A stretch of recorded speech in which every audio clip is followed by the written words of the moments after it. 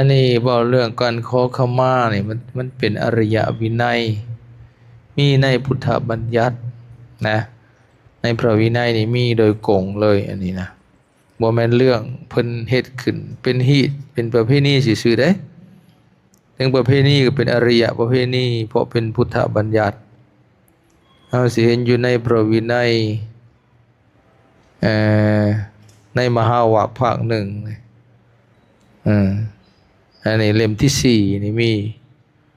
บอกแจ้งเลยการขอขมาโดยเฉพาะเลยนะว่าแต่บาลีขั้นหากว่าพระสงฆ์หรือสัตยวิหาริกเป็นลูกศิษย์ลูกหาในวัดก็ตามหรือต่ออุปชฌาย์อาจารย์ก็ตามนะ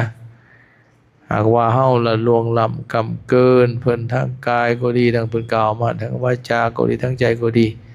ต่อหน้าก็ดีรับหลังก็ดีถึงเพิ่นสิบ่ถือโทษโกรธเคืองก็ตามหรือเพิ่นสิถือโทษโกรธเคืองก็ตามพอใจหรือว่าพอใจก็ตามแต่กรรมที่เฮาเคยล่วงเกินเพิ่นน่ะแก้บ่ได้นะแก้บ่ได้อย่าไปขมารับหลังก็บ่ได้เนาะต้องได้ไปขอขมาต่อหน้าเพิ่นให้เพิ่นอดโทษให้อันนั้นแหละกรรมหนักก็สิเป็นเบาหรือว่าพ้นไปเลยก็ได้นะยิ่งพระอริยเจ้าหรือพระนับแต่อนาคามีขึ้นไปนี่เพิ่นบ่โกรธบ่หายไปอีกแล้วเพราะเพิ่นละโทสะได้แล้วแต่พระอรหันต์เนี่ยเฮาสิไปด่าเพิ่นมือเพิ่นก็เฉยอยู่เพิ่นบ่ถือโทษโกรธเคืองแต่ว่ากรรมที่เป็นล่วงเกินบรรพาทุกมีนรกเป็นที่ไปดูแลหรือว่าเป็นในปัจจุบันชาติก็เป็นโรคอย่างนักนะอาจจะเป็นโรคอย่างนักอย่างใดอย่างหนึ่งอันนั้นนี่จังซั่นแหละถือเอาเหตุปฏิบัติตามอริยวินัยถ้าหากภิกขุใดเป็นคนแข็งกระด้างหัวดื้อหมู่คณะบอกเตือนแล้วให้ไปขอขมาก็บ่เฮ็ดนะบ่ยอมรับผิดจังซี่นะผู้ไปขอขมาต่อครูบาอาจารย์เพิ่นปรับอบัตทุกกฎบัดนี้ครูบาอาจารย์อุปชฌาย์อาจารย์ถ้าลูกศิษย์ลูกหายอมผิดยอมแม่นแล้วนะไปขอขมาพัดบ่เปิดโอกาสให้บ่รับว่าซะบ่รับขอขมาเขาอ่อนเขายอมแล้วเป็นทิฏฐิเป็นมานะของอุปชฌาย์อาจารย์ปรับอบัตอาจารย์อีกทุกกฎคือกันปรับอุปชฌาย์อาจารย์อีกนี่ในวินัยเล่มนี้ถ้าได้อ่านเห็นโอ้จึงบ่แม่นเรื่องง่ายนะก็บ่ได้ยากนะวิธีเพิ่นก็ไปหาเพิ่นก็คุ้มผ้าเวียงบ่ายนั่งกระโยงเตือนนั่งคู่เข้าบ้านเฮาโน้มมือขึ้นก็มีเครื่องสักการะก็ถวายสักการะก็คือกล่าววางที่กล่าวมาแล้วขอขมานะอันนี้มันเป็นสิ่งที่ดีงามอย่างที่ท่านเห็นพระอาจารย์เป็นพาเฮ็ดพาพันสงฆ์สามเณรมาเฮ็ดแล้วโอ้ก็ชื่นใจนำนะเพราะว่านั่นนี่บางเทื่อเฮาก็บางบอนบางทีก็อยากลืมไปบางปีบางยามก็อยากมันจะขาดไปอันในหมู่สงฆ์เฮานี่สิอยู่ได้ในพระศาสนาเนี่ยความเคารพนี่ต้องมาก่อนคันเมื่อความเคารพเลยเสื่อมพระสัทธรรมเสื่อมแน่นอนความเสื่อมของพระสัทธรรมหาประการหนึ่งบ่เคารพในพระพุทธสองบ่เคารพพระธรรมอันนี้ภิกขุเลยมันกล่าวถึงภิกขุเลยในธรรมวินัยนี้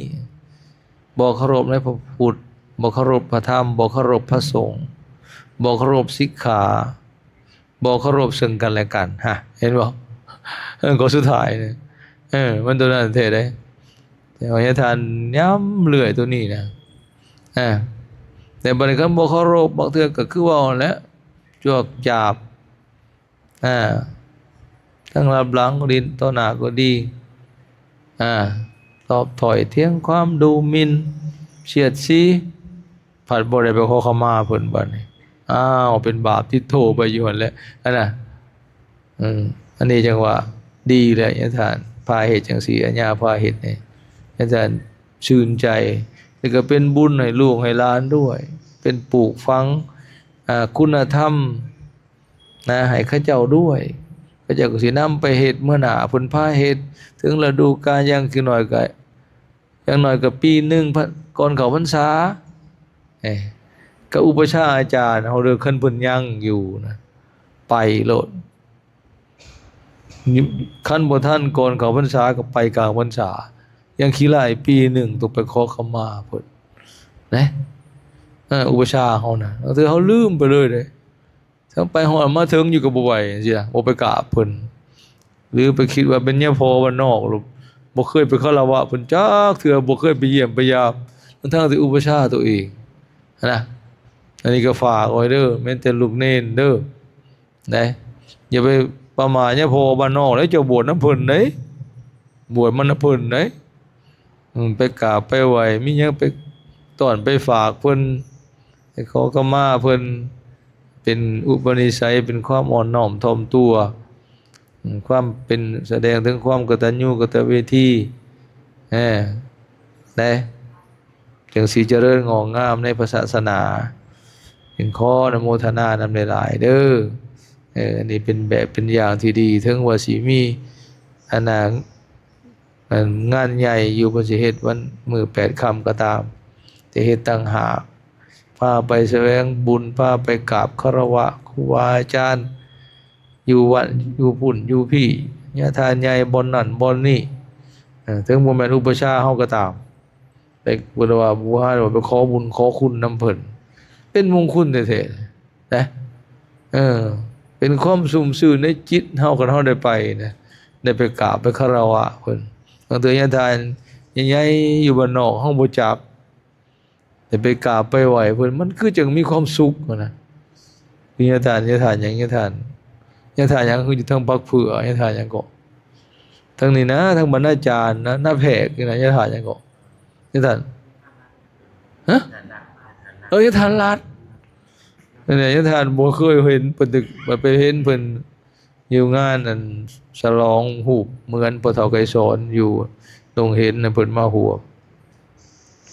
มันก็เพิ่นก็มานั่งทั้งกลางทั้งข้างเป็นบางคนมือใหม่ๆเนาะถามแล้วโอ้ยญาทานใหญ่เป็นของก็